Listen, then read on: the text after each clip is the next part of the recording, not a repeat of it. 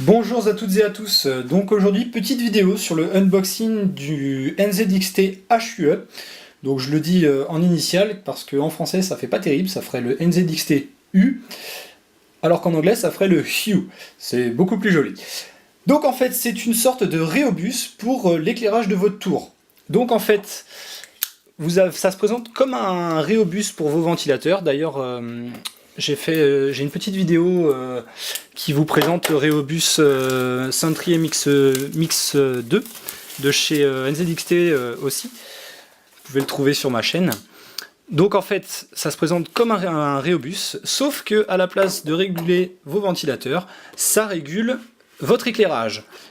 Et l'avantage, c'est que vous avez de fourni avec un câble avec des LED. Donc c'est un câble de 2 mètres. Donc vous avez largement de quoi faire le tour de votre tour.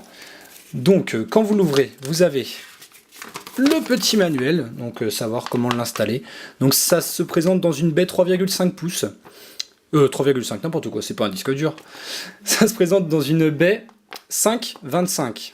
Voilà, c'est mieux. Donc voilà, comme je disais, vous avez la bande LED. Bon après les vis on s'en fiche, ça la fixation, ça sera à vous de voir comment vous voulez le fixer, sachant que la plupart des tours sont équipés de fixation rapide. Donc vous avez sur ce câble à LED, vous avez en tout jusqu'à 24 couleurs différentes. Un peu chiant à sortir. Vous avez 24 couleurs différentes. Hop. Donc la petite bande 3M pour la coller tout autour de votre tour. La finition, vraiment bien finie. Je pense que sur une tour noire, ça a moyen de se fondre vraiment dans la masse de la tour. Et si c'est bien fait, ne vraiment pas le voir. Le câble, de toute façon, il y a...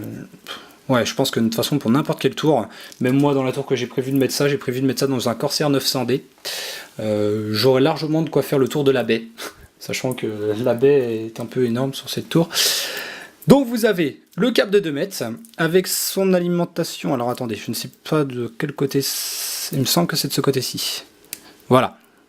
Donc en fait, vous enlevez le cache et vous allez pouvoir en fait l'alimenter par ici. Alors je vais vous faire voir.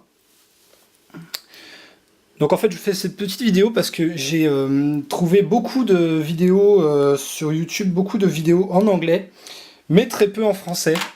Donc pour nos amis qui ne parlent pas forcément très bien anglais, c'est toujours mieux de le voir en français. Donc les petites vis de fixation, hein, comme sur le Rhéobus de la marque. Pour ma part, je les utiliserai pas, comme j'ai dit tout à l'heure. Hop, et le voici. Donc, il est en plastique. Donc ils disent plastique et en style mèche. Hein, donc c'est l'acier méché. C'est le sort de nid d'abeille que vous voyez. Je sais pas si vous le voyez bien d'ailleurs. Non. Bon, c'est pas grave. C'est pas important. Donc vous avez donc les 3 boutons. Donc ici vous avez le brightness. Hop, donc vous pouvez régler dans tous les sens. Et vous pouvez aussi sélectionner le mode en cliquant. Le power, donc ça sera sûrement l'intensité. Brightness, donc du coup ça sera les couleurs. Donc le power, ça c'est l'intensité de la lumière, si vous voulez plus ou moins fort, on va dire, dans votre tour. Et le mode, donc là c'est parce qu'en fait vous avez sur ce support, vous avez 5 modes d'éclairage différents. Donc on va regarder à l'arrière de la boîte. Donc à l'arrière de la boîte, il est dit que sur les 5 modes, donc vous avez donc le mode normal qui reste tout le temps éclairé, de la couleur que vous avez prédéfinie au préalable. Vous avez du fading. Donc le fading, en fait, c'est la lumière qui va augmenter, réduire, augmenter, réduire.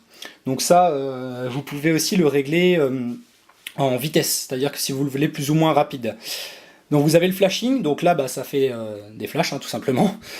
Donc le color fading, donc ça augmente et ça diminue l'intensité, et en même temps ça change de couleur. Donc ça peut être sympa aussi si vous voulez pas toujours garder la même couleur dans votre tour. Je pense que ça peut être très sympathique pour certaines configurations. Ou alors vous avez le color flashing, donc à chaque flash ça change de couleur. De toute façon, je pense que le flashing doit quand même être assez violent, surtout sur certaines couleurs comme le blanc. Surtout pour ceux qui ont des tours blanches, hein. Le blanc, le bleu fait très mal aux yeux aussi dans le noir. Je vois actuellement ma tour est rétroéclairée bleu, et c'est vrai que dans le noir c'est plutôt violent, un peu désagréable. Moi je pense que j'opterais pour le rouge. De toute façon j'ai pris, comme vous pourrez le voir dans mes autres vidéos, j'ai pris des rallonges d'alimentation Bitfenix en rouge, qui sont d'ailleurs très très jolies. Donc voilà, bref, c'est petite aparté qui va avec la carte, parce qu'en fait je le fais aux couleurs de Republic of Gamer. Donc vous avez la connectique ici pour connecter le câble. Donc, je vais pas le brancher maintenant parce que voilà, vu que je vais pas le monter tout de suite. Donc la petite connectique et l'alimentation, et ben c'est du SATA, tout simplement. Une alimentation en SATA. Donc à la suite de vos disques durs, de votre lecteur CD, ça peut être très sympathique. Donc ça prend une baie 525, donc ça prend pas de place.